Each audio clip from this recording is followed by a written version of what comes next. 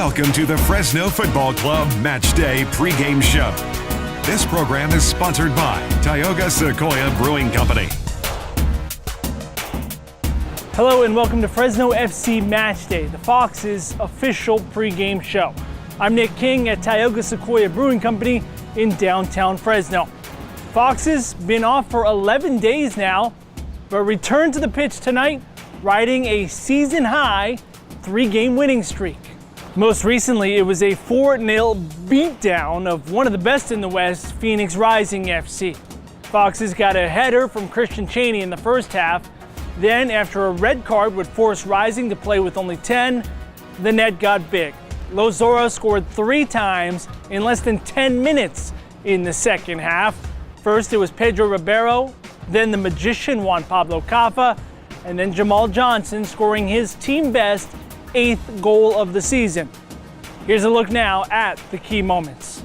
Tonight, they are maybe not the best team, but they're the hottest team. They're playing the best right now, and so it's a big game for this organization, this young organization that's been started by Frank Yallop here, and he can practically place it exactly where he wants. And Brzezinski's come up with one big save. He may have to come up with another one. Caffa swinging in, Chaney puts it in! Fresno gets their goal. It's that number 9. Adam Smith's been looking for Caffa with that accurate serve. It's away from the keeper. Nobody can get there in that traffic. And a tremendous header by Christian Chaney. Here comes Lambert striding forward. Young Jamaican who was on the Gold Cup roster last year for the Reggae Boys. That was really nice work by Ribeiro defensively coming back. And Straight red card. Lambert sent away. Ribeiro, and now it's Ribeiro. Ribeiro still! Ribeiro doubles the Fresno lead. I thought the play was over. Ribeiro gets to the top of the box, plays a 1-2, keeps on going, gets the defender on the wrong foot, and scores with his right. This Fresno team's got some stuff, and they are really probably their finest game of the year, I think, certainly to this point. Caffa! Oh, he put it in! Juan Pablo Caffa! Boy, oh boy, what he can do. This is just a brilliant goal, and I think Brzezinski just got thoroughly confused by it. What a bending ball, and just sneaks it inside. Now they go on the road. They go on the road 4 straight. Let's see how they respond. Johnson! Of course he does! His 8th of the season.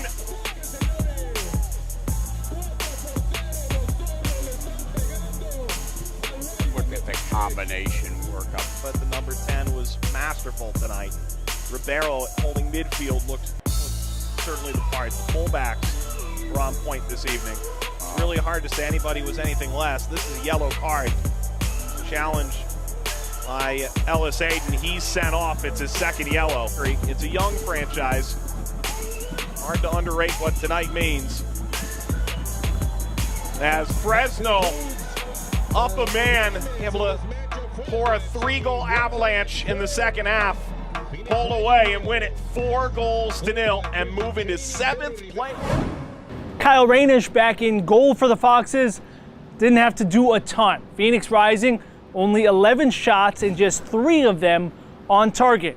But a shutout nonetheless for Rainish. Let's take a look now at his stop of the match. Find a consistent midfield presence. Ribeiro certainly playing his best of late. Asante trying to respond. It's a bouncer that's handled by Rainish. I know that's a big goal, but we still got 25 minutes on that clock. With a couple of step up. Will be in. Thompson with the left foot drives it. Goal! Scott Thompson puts the first tally on the board on the free kick. Really, probably their finest game of the year, I think, certainly to this point. Caffa! Oh, he put it in! Juan Pablo Caffa! Everywhere within his range. It's still not in there. Shot comes in, blocked away again on the 6-yard line, and Vegas is able to clear for a moment. Here's Donovan with a chance. Oh my word! Connor Donovan blasts it home! Maybe something for Sheffield Wednesday. Regardless, he's done a great job. Diviaga long throw, and the rip is in! Alex Dixon! Another highlight reel goal on ESPN! And then they can just start, adjusting their runs, instead of all running flat together. Here's Gordon Wild. Wild takes the strike, it's in! The Atlanta United loanee, Gordon Wild, sends the rocket home.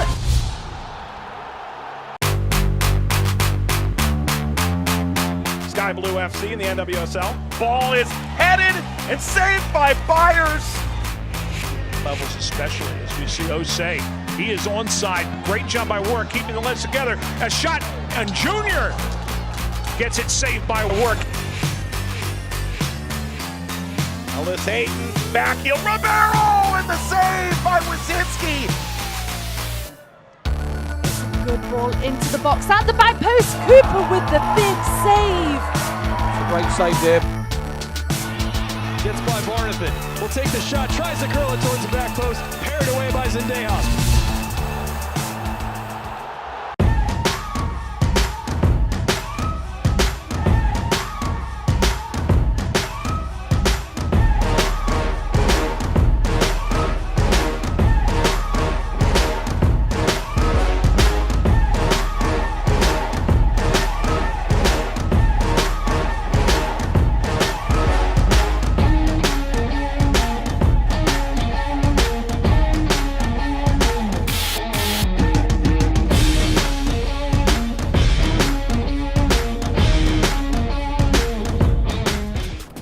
Reminder, we want to make your fandom of Fresno FC a part of this show. We're searching social media for those hashtags, Somos Zorros, Built for Fresno, and We Are Foxes.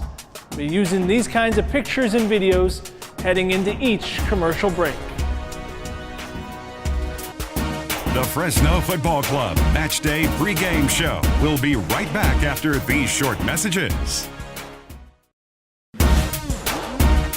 Welcome back to the Fresno Football Club Match Day pregame show. This program is sponsored by Tioga Sequoia Brewing Company. All right, time to meet another one of the Foxes. We got Zach Ellis Hayden with us. Zach grew up in Canada. Yeah. Been in the United States for about 6-7 years now. But if we go back to your childhood, what are your earliest soccer memories? Wow. Well, I grew up playing for my hometown, Kitchener, Ontario. Kind of playing pickup, that type of thing. Just that's where I developed like a love and a passion and where I express myself on the field type thing. What was the soccer culture like in Ontario there where you grew up? To be honest, there's a lot of like minorities, like immigrants from like Saudi Arabia, like Africans, and then that type of group of people where they just kind of play soccer for fun on the street type thing. And Kitchener isn't known for that, but it's just funny how that happened. And then I kind of grew up with a group of people like that where we just played on kind of every open field available, and then got kicked off of a few fields, of course, but kind of just playing like pickup, that type of thing, along with my club soccer. So just playing club soccer plus playing on the fields where like everyone else was playing street soccer just kind of helped me develop and play like as much as possible, pretty much. What do you see as being major differences between living in the United States and living in Canada? People tell me that Canadians are a lot politer and nicer. I see it sometimes, depends on where I'm at, but like the difference between here, for example, and Canada, like huge difference is the weather. Like right now is so hot and I'm not used to anything like this. I mean, I lived in Orlando, but even still, it's like steaming hot here. But to be fair, I like it compared to the cold. I'm not a big fan of the snow and stuff, so the weather, slight differences in food, but not like major differences, from where I grew up and stuff. If we're talking about food, what's your favorite kind of meal? I eat everything, but I like Caribbean food, so I would say oxtail. I don't know if that's something you ever heard of. I'm familiar. I don't know if I've actually eaten it, but I've heard of it. No, oxtail is amazing. I think that is my favorite type of like dish, like oxtail, rice and beans, and like, plantains, that type of thing. That is for sure my favorite meal. Was that something you grew up eating or you discovered later in life? Yeah, because my grandparents were like from Jamaica, and my mom was, obviously her parents born in Jamaica. She was born in England herself, but she grew up cooking that type of food. My grandma and grandpa cooked that type of food quite a bit when I was growing up. So I just grew up eating quite a bit of Caribbean food, and oxtails out of like those dishes is my favorite by far. You guys have a lot of players on this team who have a lot of diverse backgrounds, come from all over the world. Who do you find to be especially interesting, their backstory? A lot of people, because we have a team full of diverse people, you know, like Americans, English people, JJ, Kafa, I think is interesting. Like all these people from different backgrounds and different like paths to get where they are, to get where we are, is just really interesting to me. So like even myself, I think could be interesting to someone else, but I just think all of us as a collective coming from different parts of the world and like different routes to get here. Some went through school, some like this is their first year pro, like all of that stuff put together is just like, it's interesting no matter what team you're at, I think. Do you guys ever acknowledge that that's interesting, or is it just sort of a given that we're on a professional sports team and that's just kind of how it is? Yeah, I don't think there's anyone in the locker room that's like, oh wow, you know what, like you're pretty, you know, that type of thing. Yeah. But I think if you think about it and like, you know, take a step back, it's like pretty interesting, like rare to see all these groups of people, guys from like different places in the world all in one place and now fighting for the same thing too, put together on a team. Like, what do you think is the most interesting thing you've learned from another one of the players? It could be about soccer or about culture. Yeah. I think I'm learning from the older guys about like professionalism. I mean, I'm not a rookie myself. I've been in the league for a few years too, but I'm learning a lot from the older guys just in terms of how you approach training, how you like do what you have to do to either improve or take care of your body, like that type of stuff. And yeah, like JJ is someone you can learn a lot from too, and I've learned a lot just from observing him. Like it's not always me asking him, hey, what would you do in this situation? But it's like watching what he does, listening to him. Like he takes it very serious, and like as you should, you know, at this pedigree and like this level. But yeah, he's someone for sure where like you could just kind of watch his actions and be like, yeah, you know, you could take something from it. Off the field, what are some of your interests or passions? I like to read a decent amount. I chill a lot. Like I'm pretty like a simple person where like I train and I feel good about training. Come home, eat good. Like I cook a decent amount, but my meals aren't anything special, to be fair. So don't ask me about that. But I eat good food and feed my body. I really like fitness and like exercise, science type things, and what I could do to improve my body. And yeah, and just chilling, reading. Yeah, I'm a very kind of relaxed person, I would say. We would like to make you, the community, a big part of this show as well by sharing your social media posts from the matches and the hoopla before and after the matches. The Fresno Football Club Match Day pregame show will be right back after these short messages.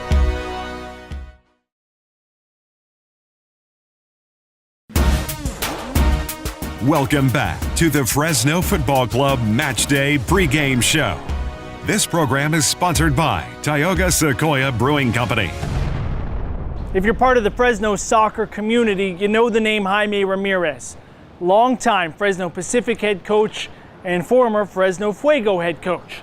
If you've ever watched this show before, you know Jaime Ramirez. We've had him on multiple times as an analyst, and he closes every show by telling us the story of Los Zorros. Well, I recently heard a few stories about Jaime and his commitment to health and dedication to working out, both on the field and in the gym. I think you'll enjoy hearing about it as well. Jaime Ramirez is a legend. He's a freak, man. If you look at him, he looks the same than when he was like 40. Monday afternoon at Fresno Pacific.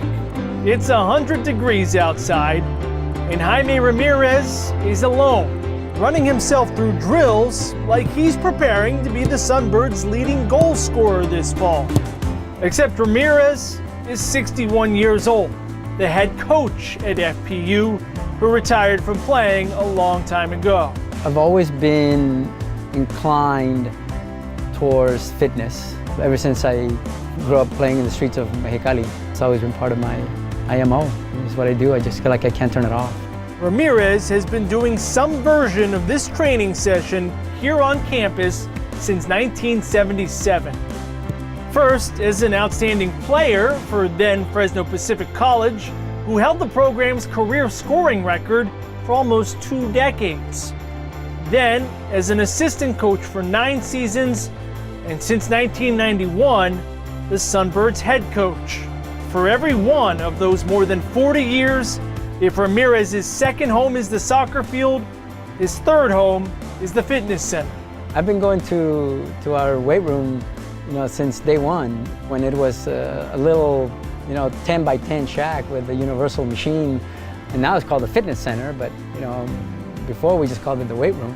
Jaime's in the fitness center every day at 4 p.m., 5 days a week, without fail. We would take our team in there, and my guys started commenting on it, like, man, that soccer coach, Coach Ramirez is in here every time we're in here, he's literally in here. Renato Bustamante, who now plays for Fresno FC, was a Sunbird from 2013 to 15, and says one year the fitness center actually sent out a report. Top 10 individuals that show up to the gym, and Jaime Ramirez was number 1. Ramirez, then in his late 50s, swiped his card at the fitness center more than any single person on campus. Really working heavily on the legs. I'm slender body as it is. Some people say skinny, but I like svelte better. There are more stories too, like Ramirez's unique way of approaching the treadmill. I remember walking into the fitness center once. He was actually jogging backwards on the treadmill, and looked at him, and never seen anybody do that before. Also, his deceptive strength, despite that svelte figure. I remember when I was in college, I was trying to bench press 2 plates, 245s on each side, and I couldn't do it. And he was hitting that at 40-something years old, and he still does it now. And how he plays staff noontime basketball with an energy consistent to the rest of his workouts. He comes in there and he's running off of screens. Nobody wants to guard him because nobody wants to chase him around the floor. He makes jumpers, he goes to the rim, he dives on the floor for loose balls. And I am very confident that at this time in his life, Jaime could be like a productive practice player for us. Many of Ramirez's colleagues at FPU believe he could still keep up with a lot of the school's athletes. But for the man who's become such an institution on campus, the soccer field is named after him. A bonus perk of spending so much time at the fitness center is simply the ability to connect with students. You can work out with them. You can talk about their routines. You can talk about their lives. You can talk about their classes. You can talk about their sports. I want to model for them not just a physical lifestyle, personal, psychological, spiritual lifestyle that I've learned since I arrived here. In a lot of ways, he's transcended. So across our athletic department, we got 14 sports. We got 1,500 students on this campus, and I'm not. It's hard to leave this place without having Jaime touch your life somehow. Jaime is an example to the community. I think different generations of soccer players in the Fresno area have been led and have been taught about the game and about life by Jaime, and he continues to be fully involved in the development as a man and as a player in this community. So he deserves all the credit, all the respect, and all the positive attention that he could get. That's why they say Jaime Ramirez is a legend.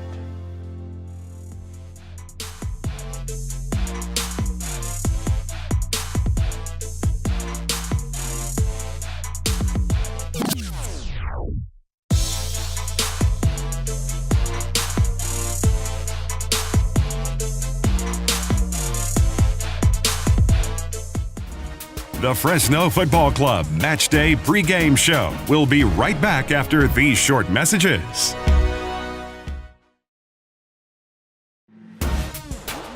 Welcome back to the Fresno Football Club Match Day pregame show. This program is sponsored by Tioga Sequoia Brewing Company. Western Conference standings, only 4 points separate the first 5 teams. 2 of those teams, Fresno FC just beat. Foxes right now tied for 8th with Colorado Springs Switchbacks FC, which does have a game in hand. Tonight's opponent, OKC Energy FC, down in 13th, but riding a 7-match unbeaten streak, playing its best soccer of the season, like Los Zorros. Upcoming schedule tonight, the first of 2 games in Oklahoma this week. FFC will stay in the Sooner State to then play Tulsa Roughnecks FC Saturday. That game on Fox 26. A week from Saturday, Foxes continue the Highway 99 Derby, playing at Sacramento Republic FC for the first time. Then Thursday, August 9th, south on the 99 to LA Galaxy 2, before finally returning home, hosting St. Louis FC on Saturday the 18th. And that is our show. Thanks for watching and enjoy tonight's game. Foxes looking for its second win of the season against OKC after a 2-1 victory back in late March. That was the team's first ever win at Chukchansi Park. Have I ever told you the legend of Los Zorros?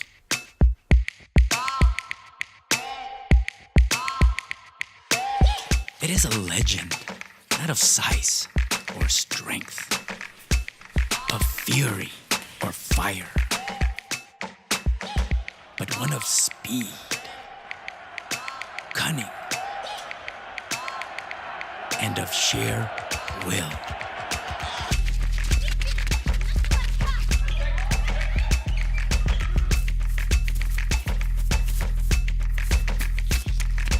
Born to thrive, fearless in battle, always quicker, always smarter, always winning. So tell me, do you have what it takes to become